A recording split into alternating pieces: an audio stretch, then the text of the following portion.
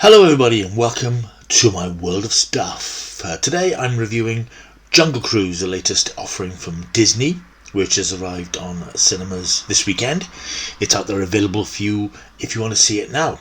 It's directed by Jaume Collet-Serra, written by Glenn Ficarra, John Requa and Michael Green, and it's based on the famous Disney World theme ride of the same name. It stars the incredibly ever bankable Dwayne "The Rock" Johnson, along with Emily Blunt, hot from her success in A Quiet Place Part 2, and Britain's own Jack Whitehall. Also along for the ride are Jesse Clements and Paul Giamatti. This has been described, quite correctly I think, as a return to old school, good old rollicking summer action-adventure fun movies in the vein of Indiana Jones, Romancing the Stone, The Mummy and Pirates of the Caribbean. In fact, the film exists because of the success of Pirates of the Caribbean and has actually been in development pretty much since the first Pirates of the Caribbean film was a big hit.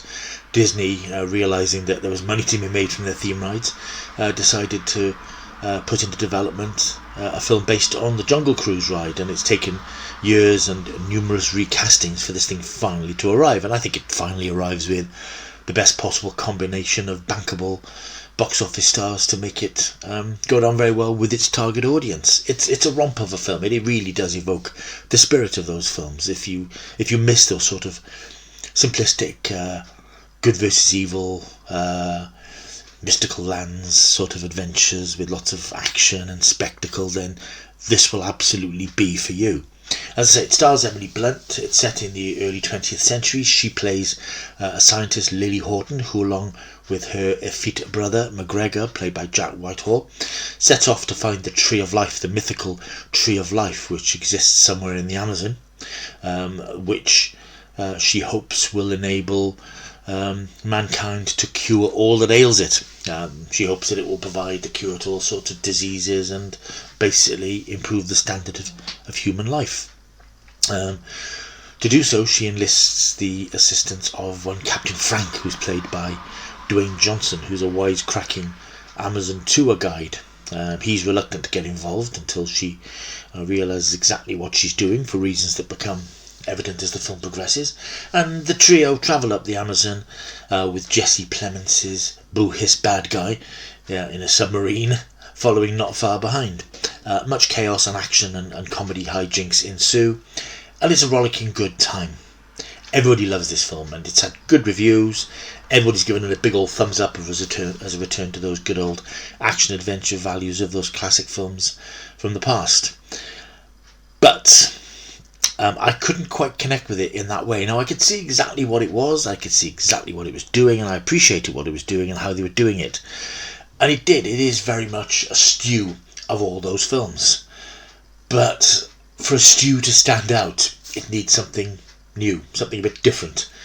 It's all very well creating something from bits of other things, but you need to give it its own unique selling point, its own bit of originality, if you like, and I felt that that's where this film was lacking. I sort of knew where it was going from the beginning. It didn't really surprise me.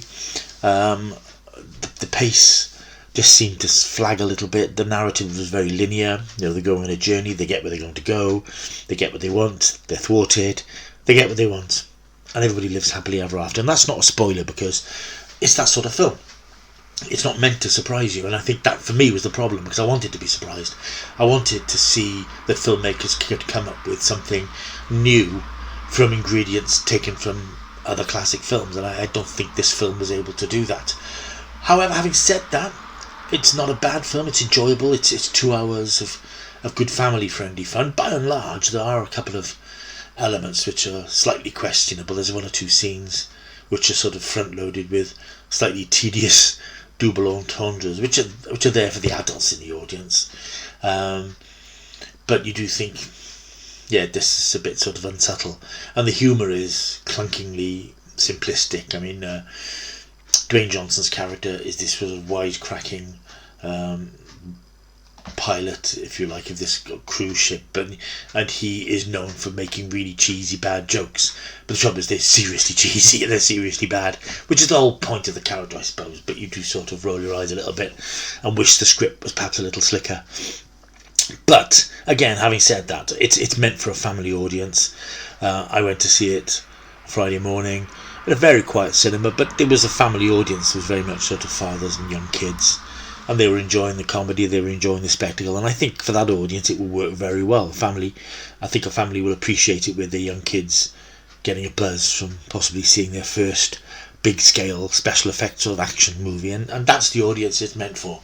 It's probably not meant for jaded people like me who've seen all these films that this is the inspiration for, but I do wish that they could have found something that made it a little bit more its own thing rather than bits of other things. But the cast is great. I mean, Dwayne Johnson, no matter how cheesy the films he makes, and he's made some seriously cheesy films over the last few years like San Andreas and Skyscraper and Rampage, he always gives good value because he is one of the few big bankable Hollywood stars left. He sort of brought his Wrestling Days audience to the multiplex with him, and he always gives good value, and he plays the same part in everything, but he plays it well, so why not?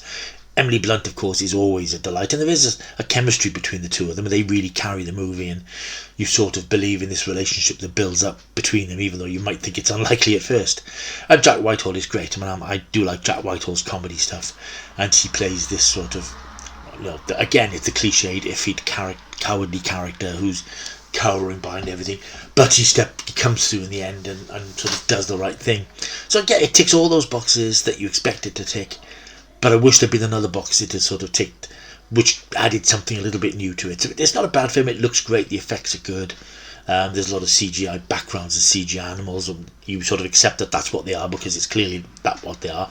But once you immerse yourself in the world, I think you accept it. So if you go into this expecting pretty much what you expect, I suppose, if you go in expecting something new, you're not going to get that. You're going to get a Jungle Cruise film, and that's fine.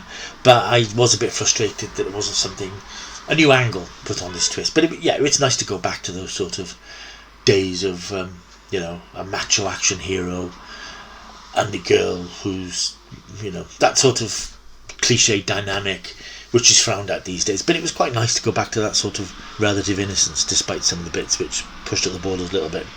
So it gets from me a big healthy 5 out of 10. I can't really give it much more than that because I came out of it and I felt I didn't dislike it, but I wouldn't, it didn't float my boat in the way I might have hoped it would. But it's perfectly serviceable summer entertainment, and its audience will enjoy it enormously. That's Jungle Cruise is available now.